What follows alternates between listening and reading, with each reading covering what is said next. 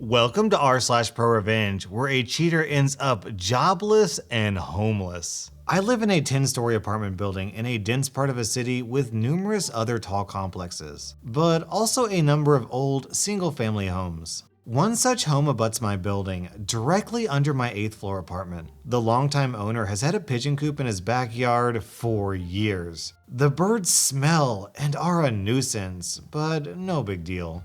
Then, about 6 months ago, the owner took it upon himself to dump 20 pounds of bird seeds in his backyard daily, attracting 200 to 250 city pigeons. They are ferals that lived in a nearby park, but once the feeding started, they ended up hanging out on my neighbor's roof most of the day, every day.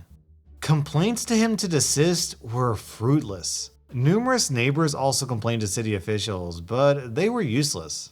Animal rights activists on our city council who halted a pigeon control program a few years back as cruelty to animals are very pro-animal. They refuse to take action under the pretext that there is no sort of nuisance law the city could use in this case. The smell from the pigeon droppings in his yard progressively got worse, and the birds started roosting on our property and dumping on parked cars. Several disgruntled neighbors, including me, pondered a solution for months. A neighbor and I arrived at a solution: artificially escalating the nuisance level of the problem, specifically the bird reek, so the city can no longer ignore the nuisance. It had to be logical, secretive, and calibrated. Someone couldn't throw dog poop onto his property and expect an outcome. Long story short, we concocted an odorous slurry.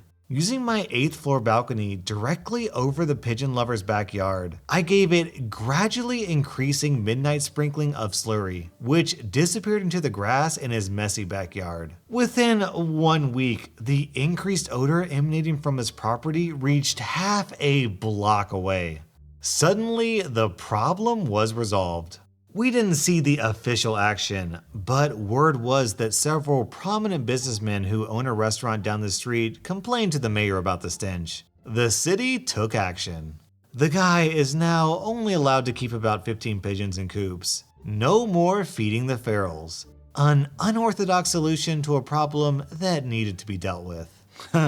Great solution, OP, but not where I thought this story was going. To be honest, I thought you and your neighbors were gonna start sticking your butts over the edge of the balconies and taking a dump on your neighbor's house.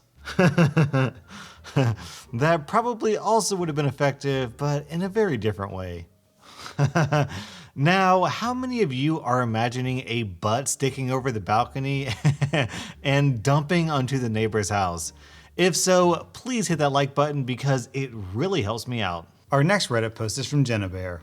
This story takes place almost 12 years ago, so I'll do my best with the dialogue and details, but admittedly, some things are a little fuzzy. Most of my life, I've had a problem with picking men that were not good for me. So much so that I even had a phrase for it: saving the world one moron at a time. One of my more spectacularly bad choices was a guy by the name of Bob. Obviously, not his real name. I met Bob when I was working one of my 2 jobs at the local mall. He worked somewhere else in the mall, so we hit it off, and soon enough, we were in a relationship. Within a few months, my lease was up, and we ended up moving in together, which obviously in hindsight was a huge mistake. But I was dumb and lonely. Soon enough, red flags began to fly. He would say things in common conversations that were simply incorrect. Like, there's only 4 continents and the rest are actually owned by the Martian government and thus don't count, etc. And when challenged, would circular talk until you either agreed with him or dropped the subject. He would also make claims that seemed entirely unbelievable, such as when I asked where he had been staying prior to his mom's house. He said he camped in the woods. When I asked how he did that for months on end and without any gear, he simply gestured to himself and said, "This is all the gear I need." The worst trait though by far was his epic laziness. I have never witnessed someone so lazy in my life. Bob was unemployed for over a third of our relationship and would simply sit in the apartment watching Netflix or playing some war game on his computer, aka my spare computer, typing away in the group chat. He would never clean up after himself, leaving dirty dishes in the sink and filth on every surface, while taking a shower maybe once a week. The smell that permeated my apartment could only be described as revolting, and could easily gag a maggot. I would inquire a few times a week on his job hunt, only to be dismissed or given a growing amount of excuses such as, "But I don't have a car, how would I get there? The bus doesn't run in that area. The internet went down, so I couldn't apply," etc., etc. Meanwhile, I'm working double and triple shifts at my job to try to make up the lost income and running him all over town in my off time, getting applications and helping him fill them out and turn them in. Keep in mind, he doesn't have a cell phone, so all of these apps have my contact info on them. Thus begins the era of him holding my phone while I'm at work, so he can make calls or schedule interviews, and also I can get a hold of him from my store phone if I needed to. Things began getting weird. He began staying up later and later on this group chat, sometimes till almost dawn. Sometimes he would hang out all evening until it was time for bed. Then he would always make some excuse on why he needed to check the game before bed, and he'd be right there. Hours would pass. No Bob. I began to get suspicious, but nothing incriminating seemed to be taking place, so I just shrugged it off as me being insecure. Then he started asking to use my car to go see his best friend, Ben. Now, I wasn't super comfortable with this, but I did know Ben pretty well, and we got along almost better than Bob and I did. So I guess to a degree I trusted Ben more than Bob and agreed to it. This happened a few times while I was working the evening shift, and he was always back at the allotted time with my car and my phone, and relatively grateful for the opportunity to hang out with his buds. Suspicious? Yes, but I'm the kind of person that is loyal and trusting to a fault, and don't assume anything without proof, and from every angle all seemed to be on the up and up, so I took it at face value. So one day, he asked to borrow my car and go with his friends to a card gaming tournament. He put on a great show, telling me how the prize money would help us out, and with the deck he had, there was no way he could lose. I just had to let him use my car and phone this one last time, and he would be able to buy himself a phone with the prize money. I wasn't a huge fan of the idea, but nothing untoward had occurred in the previous instances, and I didn't feel like spending my only day off at a card game convention that I literally couldn't care less about, so I acquiesced. I bought myself a couple green monsters and some vodka and had my own little personal drunk party. Hours tick by, and no Bob.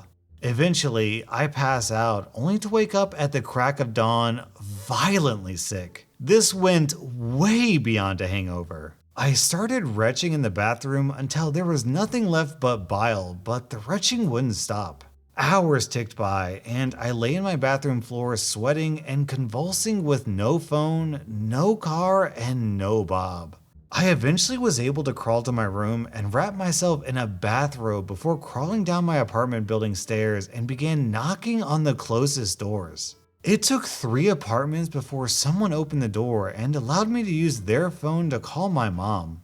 My mother was at my apartment in 6 minutes flat and rushed me to the ER, where I was diagnosed with an aggressive and antibiotic-resistant strain of C. diff.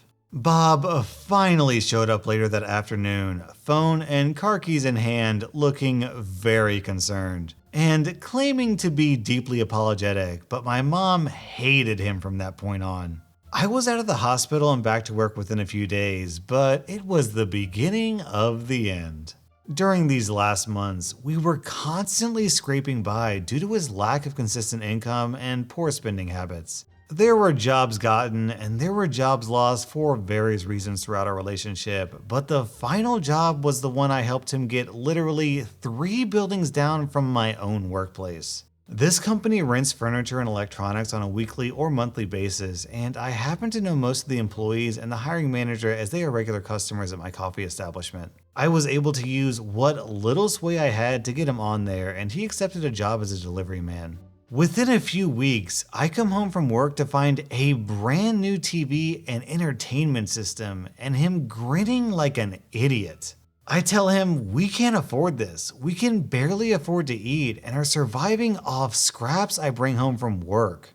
He talks about his amazing employee discount and assures me it's no big deal that the rental fee will just come out of his paycheck, etc. I was pissed. Not only had he not consulted me, he also had me on the account as well. My info had been taken from the credit application I filled out as a favor to help their numbers. So if he flaked, I was liable. Fast forward another few weeks, the rent is late and we're receiving eviction notices on our door.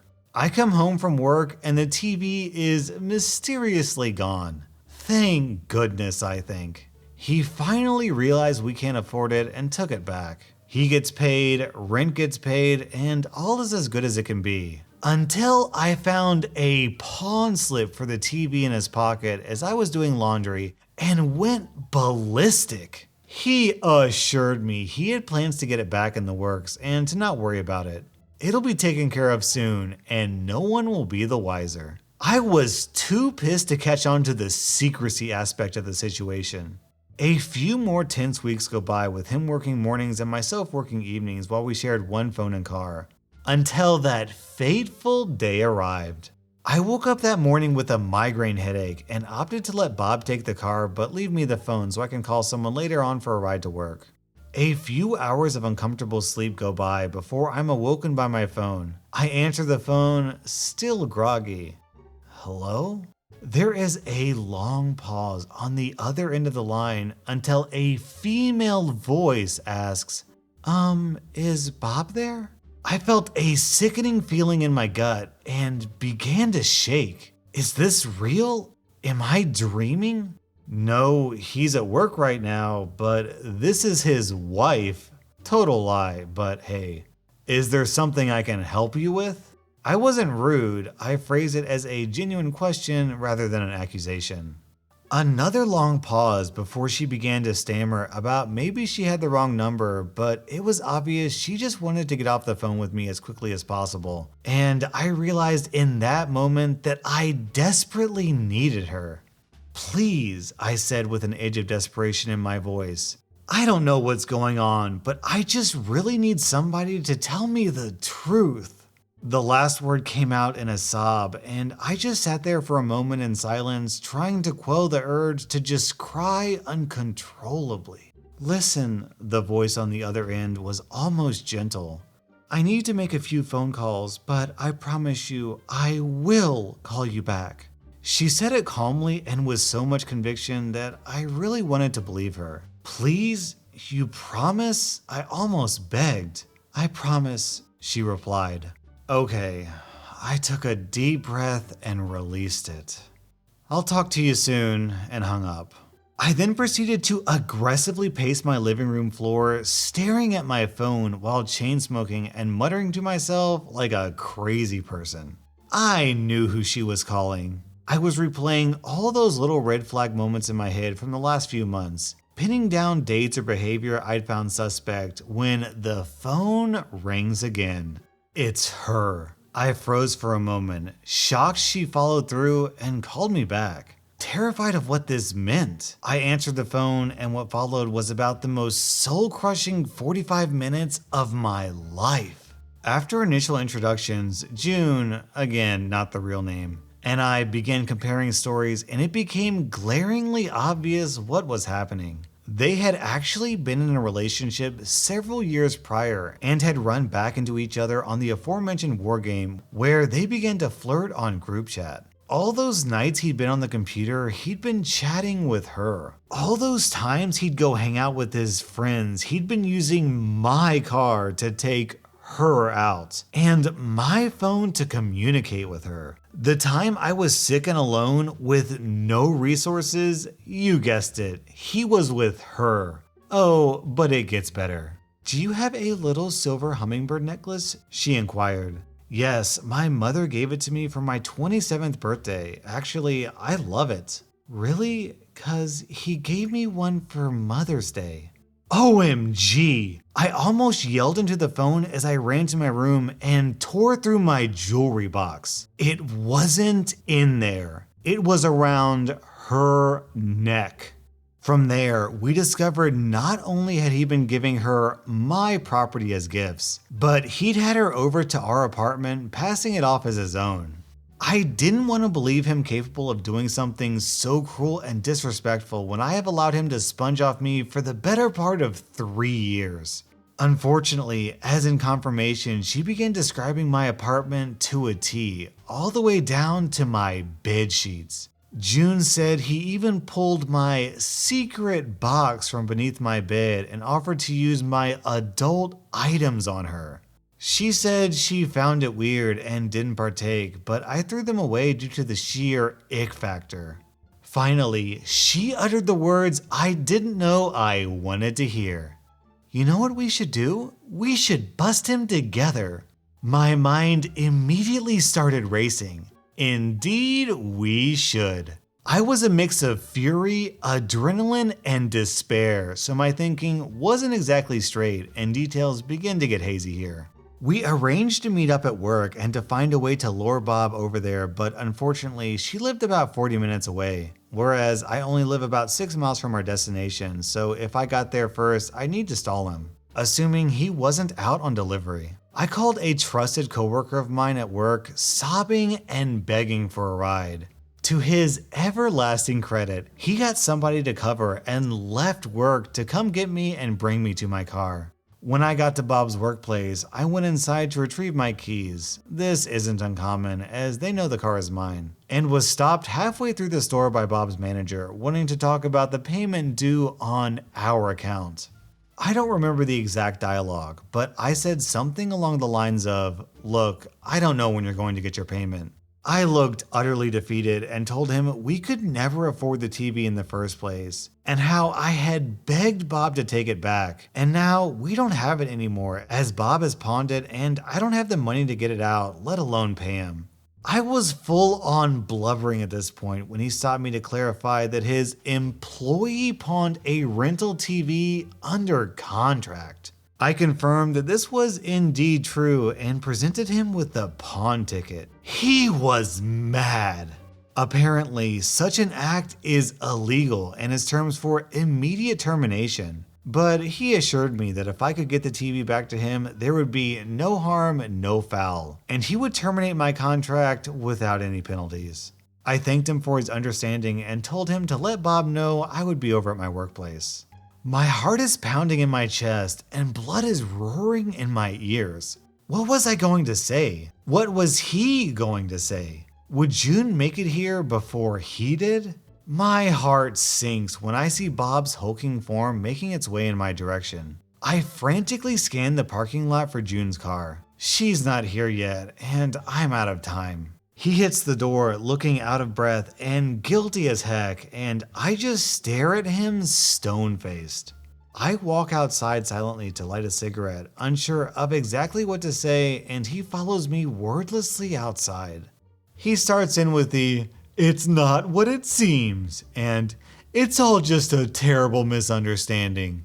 And I just let him dig himself deeper into his hole of lies. I listen, I nod, I pretend to understand until a particular car pulls into view. June parks in the space directly next to where we were standing and gets out of the car. "Hey Bob, how you doing?" Bob has gone visibly pale. He hangs his head and sits down on the curb, saying nothing to either of us. June and I greet each other and awkwardly shake hands before again returning our attention to Bob. June begins berating him on his lies and deceit, unveiling all of our mutual info and subsequent conclusions while I stood mostly in silence, agreeing at the appropriate times, but mostly still in shock. After 20 minutes of this, I finally mustered up the courage to take my stand. "We are done. I don't want to see you ever again. I'll pack up your things, only 2 boxes worth. And your sister can contact me in a few days to pick them up. Now, I want your key. I held out my hand and looked at him. Not until I get my stuff out, then you get your key, he replied. I tried to argue, but he continued to refuse and used his large stature to his advantage, knowing I'd have no chance in a physical altercation. He turned and walked away, heading back to his workplace. June and I talked a little more before she handed me my hummingbird necklace and left. I stood there alone, staring at nothing, trying to wrap my head around what had just transpired. And then I cried. Oh, how I cried. With nowhere else to turn, I had only one call to make. To my mom. The moment she answered, I unleashed this deluge of words at her that were half sobs and half rant. Stay right there, I'm coming, she said. God bless my mother. Soon enough, both of my parents pull up in my dad's truck, and my mom gets out to comfort me and give me hugs. I look at the driver's seat and see my father with his jaw clenched and a death grip on the steering wheel while staring straight ahead. Oh, crud. They take me to the pawn shop and my parents write me a check for more than $500 to get the TV out, and then drive straight over to Bob's workplace and return the TV to the manager. As the manager finishes up the cancellation paperwork, my dad spots Bob pacing around the back of the parking lot, talking frantically on the phone. Unfortunately, I didn't get to hear the ensuing conversation, but my dad returns within a few minutes holding my house key and looking victorious. I believe this is yours, he says as he hands me the key and then pulls me into a hug, and I cried a little into his shoulder. My dad gave me a squeeze, kissed my temple, and whispered into my ear, "They're firing him." I leaned back to look at my dad, and he just smirked and said, "Now he's jobless and homeless." I thought about it for a second before I said in my most sarcastic tone, "Oh, I'm so sorry to hear that." We laughed about it a little, and my parents gave me some words of wisdom before leaving me to drive myself home, where my best friend was already waiting to keep me company. Bob and his sister showed up a few days later for his pitiful boxes of stuff. He tried to talk to me, to explain, but my best friend descended on him like a harpy if he muttered more than a few syllables in my direction, so he was shut down almost immediately. He left that night, and I have never heard from him since. I blocked him on social media, but there was really no need as he made no effort to contact me on any level. That's Bob, ever lazy, ever deluded, and always a butthole. So here I am many years later, happily married to my high school sweetheart and a mother of 2 beautiful little boys, and grateful to have moved on when I did. The experience with Bob certainly took its toll. I lost a lot of weight due to lack of appetite, but had a myriad of trust issues moving forward. But the point is, I moved forward. I have grown leaps and bounds as a person since this experience, and am truly content with where my life is now. But every now and then, when I'm drifting off to sleep, I can't help but wonder, whatever happened to good old Bob? Is he out there somewhere in the woods with a stick and his wits as his only gear, waiting for a Martian government to make its move? Ah well, a girl can dream. Man, OP, I can't believe he wanted to use your sex toys on his mistress. That's super icky. Either way, I'm glad you kicked him out, and your parents seem like real awesome people. That was rSlash_Prorevenge, and if you like this channel and want to support my content, please hit that like button because it really, truly helps me out.